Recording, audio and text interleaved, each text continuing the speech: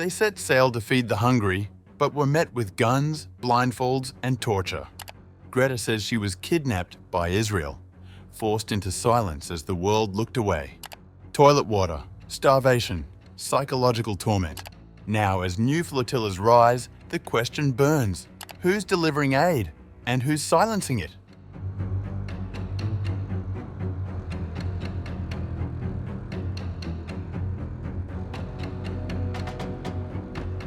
Swedish climate activist Greta Thunberg has accused Israeli authorities of mistreating her and hundreds of others detained after the Gaza aid flotilla was intercepted last week. Speaking at a press conference in Stockholm, Thunberg said she and fellow activists were kidnapped and tortured by Israeli forces while in detention. While she declined to share personal details, the activist said detainees were denied clean water and medication. I just got released from an Israeli torture prison in the desert. And honestly, I don't really know what to say, because no matter what we say, nothing is going to bite. Nothing is going to lead to action from our governments, even though under international law they have a legal obligation to act to prevent and stop genocide. What happened was not only that Israel kidnapped us and tortured us, but that, above all, during an ongoing, escalating genocide in which Israel is openly trying to erase the entire Gaza Strip and the Palestinian people, the Palestinian nation, Israel once again violated international law and prevented humanitarian aid, medicine, food and water from reaching a starving population. But this has been said thousands of times already, and as I said, it doesn't bite. Personally, I don't want to share what I was subjected to, because I don't want it to be headlines like, Greta has been tortured, because that's not the story here. However, Israel's foreign ministry has rejected the allegations, saying all detainees were provided food, water, and legal access, and that their rights were fully upheld. Thunberg was among 478 people aboard the Global Sumud Flotilla, a group that attempted to deliver humanitarian aid to Gaza and draw attention to what the UN describes as worsening hunger and displacement across the enclave. Israel dismissed the flotilla as a political stunt, calling it support for Hamas. Following her release, Thunberg accused Western governments of hypocrisy, saying they failed to protect peaceful volunteers despite repeated claims to uphold human rights.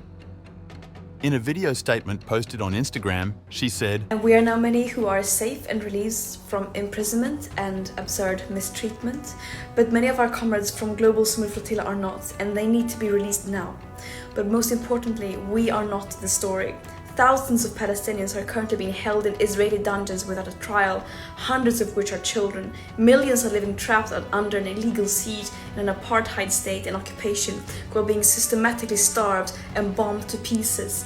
Basic societal infrastructure is being targeted and destroyed, and Palestinians are being systematically deprived of their very basic rights and means to survive, such as producing their own food, controlling their own territorial waters, and children being able to go to school.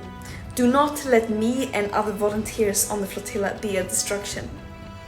And the Global Sumud Flotilla is about solidarity with Palestinians, international solidarity. And what Israel did was mainly not to illegally abduct us in international waters and abuse us in prison, but it was that it stopped a humanitarian mission and violating international law by preventing humanitarian aid from entering Gaza, a population that are being systematically starved by Israel.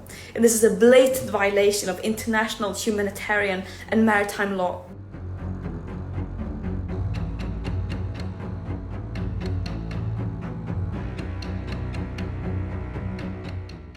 A US citizen detained by Israel during the Global Sumud Flotilla said he and fellow activists were abused and subjected to psychological torture while in Israeli custody. David Adler, co-general coordinator at Progressive International, said after Israeli forces intercepted the aid flotilla in international waters, the activists were blindfolded, zip-tied, and taken to a detention facility in Israel's Negev desert without food, water, or legal access. We were kidnapped, stripped, zip-tied, blindfolded, and sent to an internment camp on a police van without any access to food, water, or legal support. And for the next 5 days, on and off, we were psychologically tortured. After the interception, we were violently forced onto our knees into positions of submission, where the 2 Jews of the flotilla were taken by the ear and ripped from the group for a photo op with Ben-Gvir. staring at the flag of the State of Israel, taunted by his goons. Malaysian sisters and singers-actors. Haliza Helmi and Hazwani Helmi, who were part of the mission, recounted similar treatment after their release. Speaking to Anadolu Agency, Hazwani said detainees were denied food for days and forced to drink from toilets. Other activists from Europe described being held at gunpoint and attacked by dogs inside prison compounds. Can you imagine we drank from the toilet water? Some people were very, very sick, but the Israelis said, "Are they dead? If not, then that's not my problem." The Israelis are very, very cruel people. Haliza also alleged that Israel denied the activists food for several days.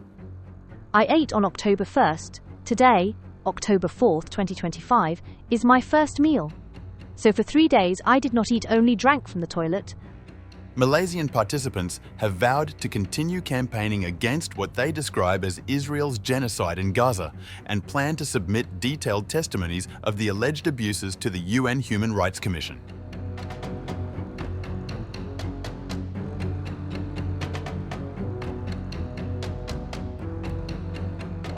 The Gaza Freedom Flotilla said on October 8th that the Israeli military had attacked its convoy of boats and intercepted several vessels as they were sailing towards Gaza.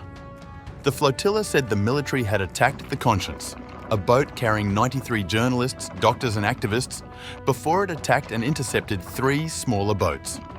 Israel's Ministry of Foreign Affairs confirmed on X that a raid on the flotilla had taken place. Another futile attempt to breach the legal naval blockade and enter a combat zone ended in nothing. The vessels and the passengers are transferred to an Israeli port. All the passengers are safe and in good health. The passengers are expected to be deported promptly.